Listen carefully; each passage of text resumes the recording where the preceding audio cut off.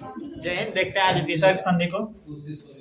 ये विसर्ग संधि के केवल रूल हैं। देखिए, जैसे यहाँ कहा गया कि पहला रूल में, नियम पहला में क्या कहा गया कि कोई भी स्वर ऐसे स्वर का प्रयोग किसके साथ होगा? विसर्ग के साथ ही होगा ना। स्वर का जो प्रयोग है, नहीं, विसर्ग का प्रयोग किसके साथ होगा? स्वर के साथ ही होगा। विसर्ग का प्रयोग स्वर के साथ ही होगा। बिना स्वर का विसर्ग का प्रयोग नहीं हो सकता है। इसका मतलब विसर्ग हमेशा किसके साथ रहेगा? स्वर के साथ रहेगा। तो देखिए, कोई भी स्वर मतलब कितना? 11 स्वर में से कोई भी स्वर हो और उसके साथ क्या लगा हो? विसर्ग लगा हो प्रथम पद के अंतिम वर्ण में, और उसके बाद क्या हो? तालव्य वर्ण हो। उसके बाद तालव्य वर्ण हो।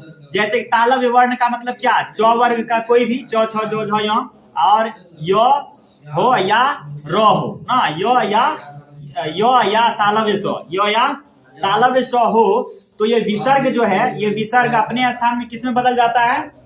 तालव्य स्व में बदल जाता है। किस में बदल जाता है? तालव्य स्व में बदल जाता है। वो भी कौन सा तालव्य स्व में? हलंत तालव्य स्व में ना, आधा तालव्य स्व में।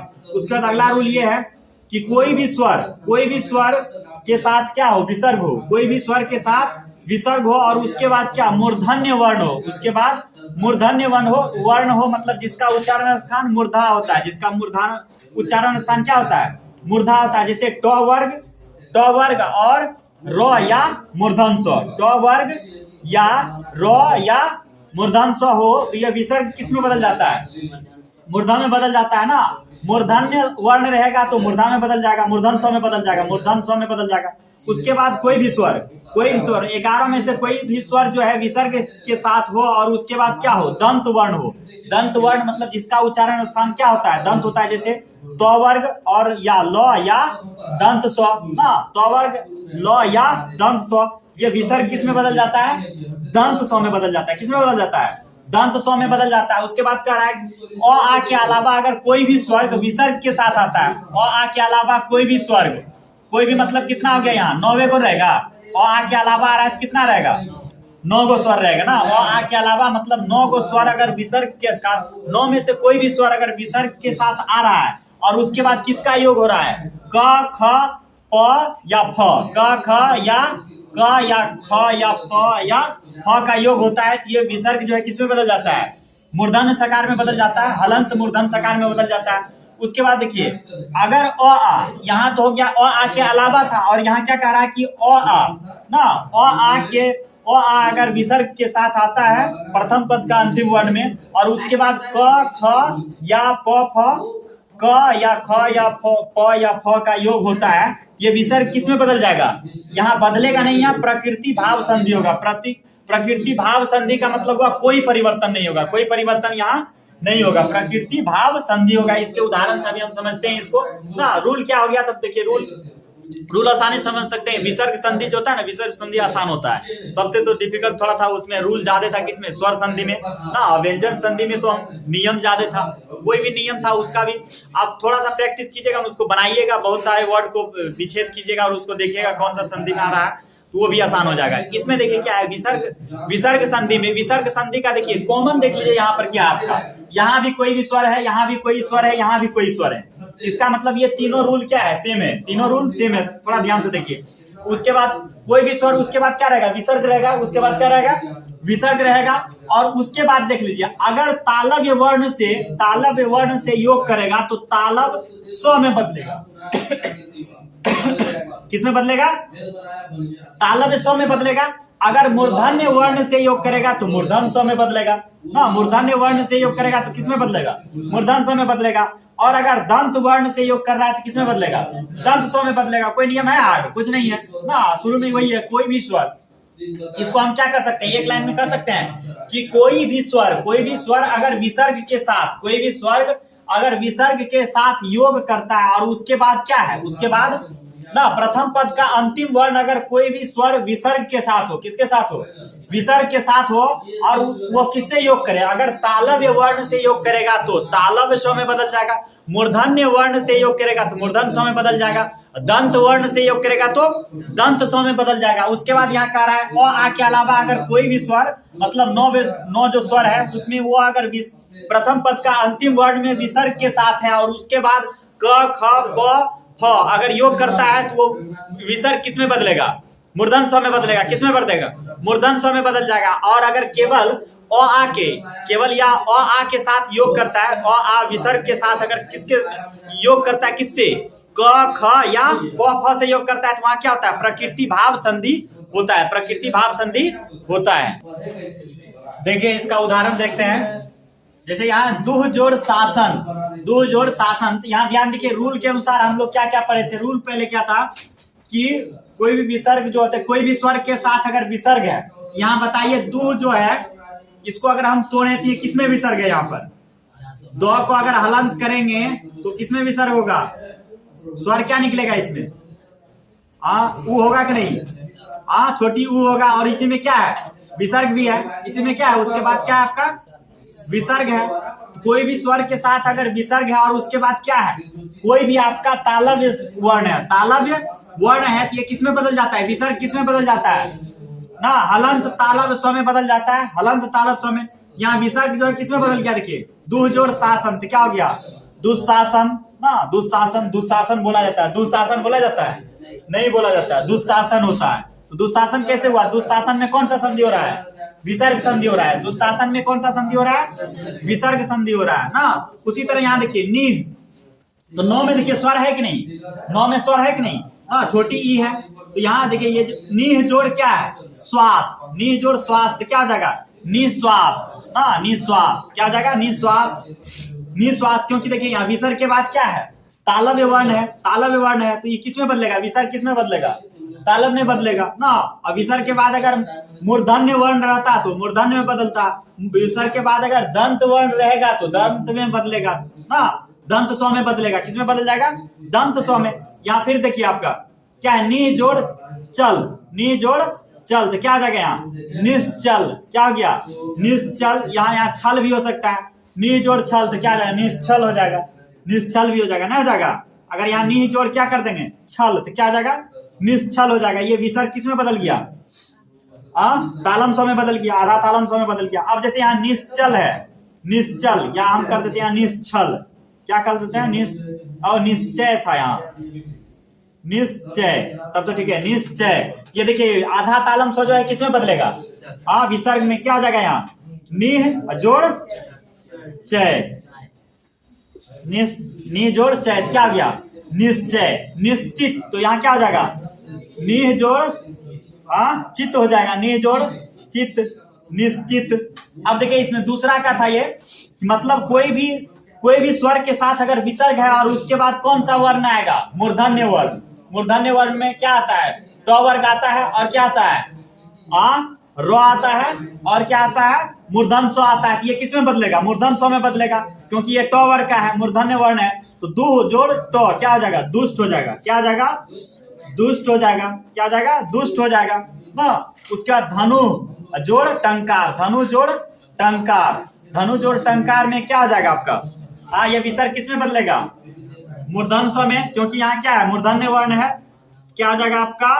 धनुष टंकार, धनुष टंकार, धनुष टंकार। उसके बाद यहाँ पर देखिए नमः जोड़ते, नमः जोड़ते, यहाँ देखिए विसर्ग के बाद क्या रहा आपका? और विसर्ग से पहले स्वर है कि नहीं? म में स्वर है कि नहीं? अ स्वर है, तो विसर्ग के बाद तो है, तो मतलब तो वर्ण, दंत वर्ण है। ये कौन सा वर्ण है? दंत वर्ण है। तो ये किस में बदल जाएगा? दंत वर्ण रहेगा तो दंत स्व में बदलेगा। क्या हो जाएगा? नमः जोड़ते, तो नमस्ते। क्या हो जाएगा? नमस्ते। उसके बाद यहाँ दु जोड़ शासन, दु जोड़ सास, साहस है, सास नहीं है। दु जोड़ साहस, तो किस में बदलेगा ये? ये देखिए यहाँ स्वर है ना, स्वर है इसमें, और इसके बाद क्या है? दंत स्व है। या दंत वर्ण कोई भी रहेगा किस में बदलेगा?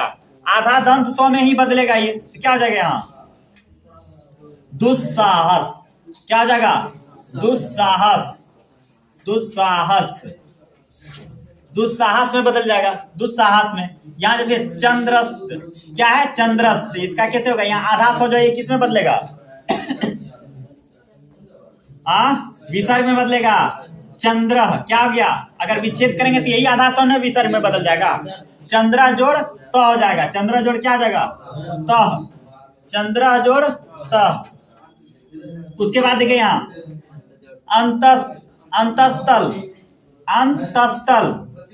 अंतस्थल, तो क्या हो जाएगा इसका अंत हो जाएगा, क्या हो जाएगा अंत। ये आधा स्वर जो है किसमें बदलेगा, विसर्ग में, अंत जोड़ तल, तो क्या हो गया अंतस्थल। उसके बाद है निस्वार्थ, निस्वार्थ ना, निस्वार्थ है, ये किसमें बदलेगा, विसर्ग में बदलेगा। क्यों बदलेगा, क्योंकि विसर्ग के बाद क्या है, दंत वर्ण है ना, दंत वर्ण है, दंत स्व है या कोई भी दंत वर्ण रहेगा तो इसी में बदलेगा। ये हो जाएगा निह जोड़ स्वार्थ, स्वार्थ। उसके बाद यहाँ देखिए, इसका हम बताए थे कि अ आ के अलावा अगर कोई भी स्वर विसर्ग के साथ योग करता है प्रथम पद में, उसके बाद क्या है क ख या प फ रहता है, तो किसमें बदलता है विसर्ग, मूर्धन सकार में बदलता है। आविष्कार ना, आविष जोड़ कार, तो क्या हो जाएगा ये विसर्ग किसमें बदलेगा, मूर्धन सकार में आधा, तो क्या हो जाएगा आविष्कार, आविष्कार हो गया। उसका दु जोड़ कर्म, तो क्या हो जाएगा दुष्कर्म, दुष्कर्म, दुष्कर्म हो गया ये। और उसके बाद यहाँ क्या है चतुष्फल, चतुष्फल, तो ये मूर्धन सकार किसमें बदलेगा, क्योंकि इसके बाद क्या है फ है, फ क या फ रहेगा, किसमें बदलेगा ये इस विसर्ग में बदलेगा। ये हो जाएगा चतुः जोड़ फल, ये क्या हो जाएगा आपका आवी, आवी विसर्ग, ये आधा मूर्धन से विसर्ग में बदलेगा करण, क्या हो जाएगा करण ना, करण। देखें यहाँ ये नियम क्या कह रहा है, इसका उदाहरण हम लोग पढ़ चुके थे ना कि अगर अ आ के साथ अगर विसर्ग आता है, अ आ के साथ विसर्ग आता है प्रथम पद का अंतिम वर्ण में, और उसके बाद क ख या प फ का योग होता है, तो वहां प्रकृति भाव संधि होता है। प्रकृति भाव संधि का मतलब कोई बदलाव नहीं होगा, जो जैसे वैसे लिख देना, यही एगो संधि का इकलौता नियम है जहां पर कोई बदलाव होता ही नहीं है। जैसे यहाँ प्रातः काल का क्या हो जाएगा प्रातः काल, कुछ चेंज हुआ कुछ नहीं, ये वाला देगा एग्जाम में नहीं देगा, इसमें कोई नियम ही नहीं देगा वाला। कोई होगा होशियार इसमें भी नियम लगा देगा। मनः जोड़ कामना, क्या जाएगा मनः कामना, मनः कामना। विसर्ग के ऊपर जो है ना लाइन नहीं खींचा जाता है, विसर्ग के ऊपर क्या रहता है पूरी लाइन नहीं खींचा जाता, ये नियम है ना। सिरोरेखा, ऊपर वाला लाइन को क्या कहते हैं सिरोरेखा कहते हैं, इसको क्या कहते हैं सिरोरेखा। उसके बाद देखिए यहाँ अधः पतन, तो क्या आ जाएगा यहाँ इसका विसर्ग अधः पतन ही हो जाएगा, अधः जोड़ पतन, अधः जोड़ पतन। उसके बाद देखिए इसमें क्या कह रहा है कि अविसर्ग के साथ अगर अ के अलावा कोई भी स्वर योग करता है, शुरू में तो क्या रहेगा, शुरू में शर्त क्या है कि शुरू में पहला आपका कोई भी शब्द रहेगा उसमें अ रहेगा ही रहेगा, उसके अलावा आपका कोई भी स्वर नहीं रहेगा, हर्षुकार दीर्घकार हर्षुकार एकार एकार कुछ नहीं रहेगा, केवल अ रहेगा। इसका मतलब जो भी वर्ण रहेगा उसमें केवल क्या रहेगा अविसर्ग रहेगा। उसके बाद अगर अ के अलावा कोई भी स्वर आता है इसमें क्या हो जाएगा विसर्ग का केवल लोप हो जाता है, केवल विसर्ग का क्या हो जाता है लोप हो जाता है, केवल विसर्ग का लोप हो जाता है। और विसर्ग का लोप कहाँ नहीं हो रहा था, जहां अ आ दोनों आ रहा था। यहाँ जैसे देखिए इसका क्या हो जाएगा अतएव, क्या हो जाएगा अतएव, कुछ चेंज नहीं होगा, केवल विसर्ग का लोप हो जाएगा। यहाँ यश इच्छा, यश इच्छा, तो क्या हो जाएगा यश इच्छा ना, यश इच्छा, यश इच्छा। उसके बाद पयादि, तो क्या हो जाएगा इसका पयः जोड़ क्या हो जाएगा आदि, हो गया। उसके बाद देखिए यहाँ ये नियम क्या कर रहा है, ये सबसे बहुत इंपॉर्टेंट नियम है किसका विसर्ग संधि का, इससे ज्यादा क्वेश्चन पूछता है इस नियम से। कह रहा है कि अविसर्ग, अविसर्ग के बाद अविसर्ग के बाद क्या हो अ भी हो तब पर भी कोई बात नहीं, उसके बाद आपका क्या हो मतलब स्वर में केवल क्या होगा अ होगा, स्वर में केवल अ होगा, क्योंकि अगर सघोष वर्ण का बात करें तो उसमें सभी स्वर भी आ जाता है, लेकिन सघोष व्यंजन का यहाँ बात किया जा रहा है। किसका भी बात किया जा रहा है सघोष व्यंजन का, सघोष व्यंजन का। देखिए अ के बाद अ या तो सघोष व्यंजन, सघोष व्यंजन में क्या आता है प्रत्येक वर्ग का तीसरा चौथा पांचवा, प्रत्येक वर्ग का तीसरा चौथा पांचवा, या तो आपका क्या हो य र ल व ह हो, तो ये जो है अ जो है किसमें अ का तो अ रहेगा ही, विसर्ग किसमें बदल जाएगा उ में, विसर्ग किसमें बदल जाएगा उ में, और ये दोनों का संधि होगा, ये दोनों का जब संधि होगा तो क्या बनेगा, ये ओ बनेगा। और जोड़ उ से क्या बनता है, ओ कार हो जाएगा। जैसे देखिए यहाँ मनः जोड़ हर, मनः जोड़ हर। यहाँ देखिए 9 में क्या अ है, तो अ का तो अ रहा ये गया, लेकिन आपका देखिए ये विसर्ग किस में बदल गया, विसर्ग किस में बदल गया,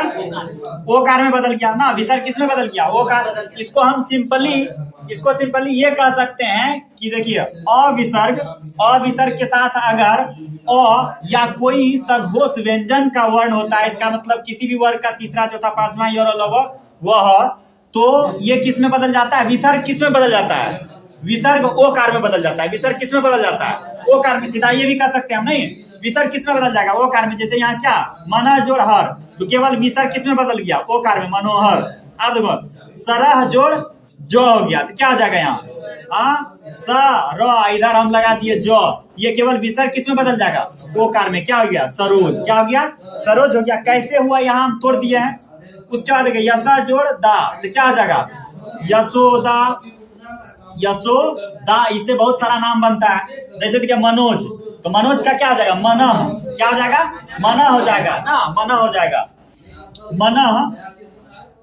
मनः जोड़ जो होगा। अब बताइए ओ कार, हम बताए थे कि जिस शब्द के बीच में ओ कार रहता है तो वो कौन सा संधि होता है, गुण संधि होता है। ओ कार या ए कार, ओ कार या ए कार, ओ कार या ए कार है तो क्या होता है, गुण संधि होता है। लेकिन जब उसका विच्छेद करेंगे तो ओ कार बनता है किससे है, ओ कार किससे बनता है, ओ आ के साथ किसका योग होगा, हर्षहु या दुर्गहु का योग होगा, तब तो बनेगा ओ कार, तब ना बनेगा ओ कार।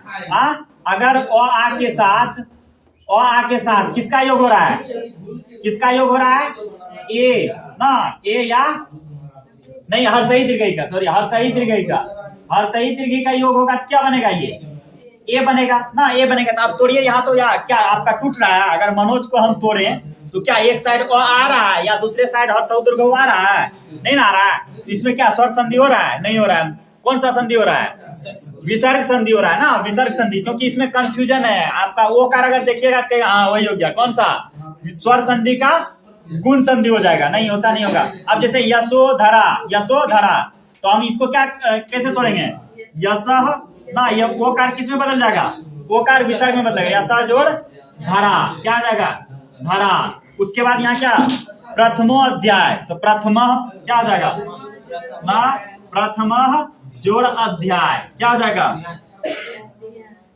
अध्याय हो जाएगा, अध्याय, प्रथम जोड़ अध्याय, ध्याय हो जाएगा, ध्याय होगा ना, ध्याय होगा, ठीक है, ध्याय का ध्याय होगा, ध्याय का ध्याय हो जाएगा। यहाँ देखिए क्या कह रहा है, अ के अलावा अगर कोई भी स्वर आता है विसर्ग के साथ, तो विसर्ग किस में बदल जाता है, र हलंत में। र हलंत मतलब आधा र में बदलेगा, रेप में। और उसके बाद क्या है, उसके बाद क्या हो, सघोष वर्ण हो। सघोष वर्ण मतलब किसी भी वर्ग का तीसरा चौथा पांचवा य र ल व ह या कोई भी स्वर हो।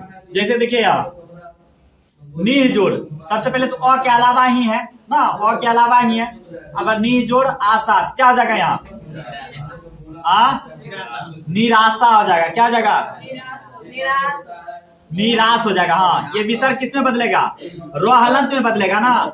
इधर आगे क्या है आपका, स्वर है आ, तो क्या हो जाएगा, रा हो जाएगा, क्या हो जाएगा, रा, क्या हो जाएगा, निराशा। और उसके बाद नी जोड़ धन, तो क्या जगह, ये आधा रो में बदलेगा,